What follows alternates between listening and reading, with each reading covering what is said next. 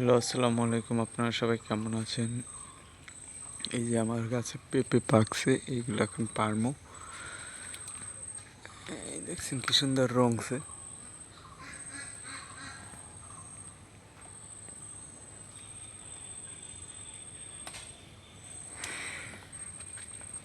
কিছুতে দাঁড়াই তারপর পেঁপে পাড়ার জন্য এখন টুল নিয়ে যাইতেছি। দেখেন কি সুন্দর পেঁপের রং। এখানে দুইটা পেঁপে হয়েছে, দুইটা পাকছে। আমি এখন পারমো। বিসমিল্লাহ।